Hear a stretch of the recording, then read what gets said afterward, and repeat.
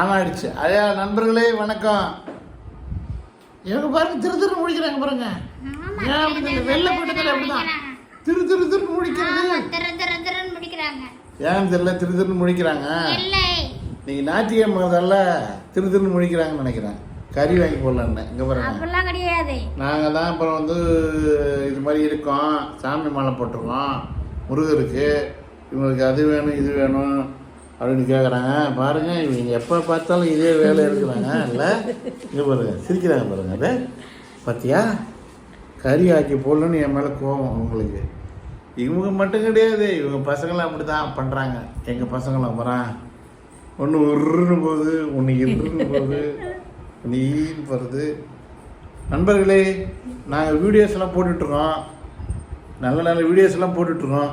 எங்களுக்கு ஆதரவு தர மாட்டேங்கிறீங்க. கமெண்ட் அடிங்க, மறக்காமல் அந்த பெல் சிம்பிளை கிளிக் பண்ணுங்கள்.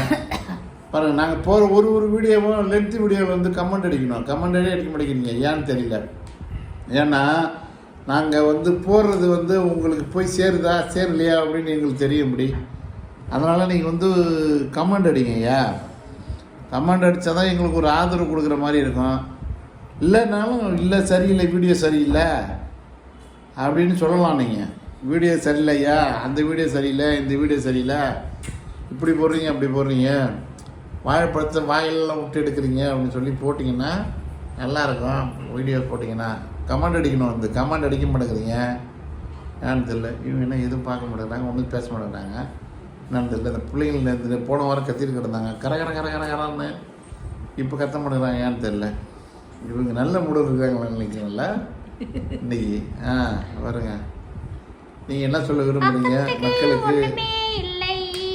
பக்கத்துக்கு ஒன்றுமே இல்லையா? நீங்கள் என்ன சொல்ல விரும்புகிறீங்க நம்ம ரசிகர்கள்? எல்லாம் தூங்கிட்டு இருக்காங்களா? நீங்கள் ஞாயிற்றுக்கிழமைல அதனால் நீங்கள் தூங்கிட்டு இருக்காரு தான் சொல்கிறாங்க. தூங்கலாமா? பொம்பளை பிள்ளைங்க 9 மணி வரைக்கும் தூங்கினா அந்த குடும்பம் விளங்குமா அப்படின்னு சொல்லுவாங்கள்ல. எல்லாம் அப்படி தாங்க, எல்லா டவுன்லேயே அப்படி தான். கிராமத்தில் தான் அந்த பசங்க காலையிலே 5 மணிக்கெல்லாம் எழுப்பி விட்டுறாங்களே. கிராமத்தில் சீக்கிரம் மக்கள் எழுந்து விடுவார்கள். டவுனில் வந்து பசங்க செல்லமாக தூங்கிட்டு இருக்காங்க. ஸ்கூலுக்கு போகிறாங்களா, என்ன பண்ணுறாங்க?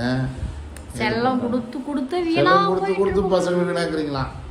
செல்லம் கொடுக்காதீங்க யாரும் எந்த பசங்களையோ அப்படின்னு சொல்கிறாங்க. இவங்க தான் அப்படி இந்த கையை வலிக்குது பிடி பாப்பா செல்ல. அதான் ஐயா வணக்கம், நன்றி, வணக்கம். ரொம்ப நன்றி.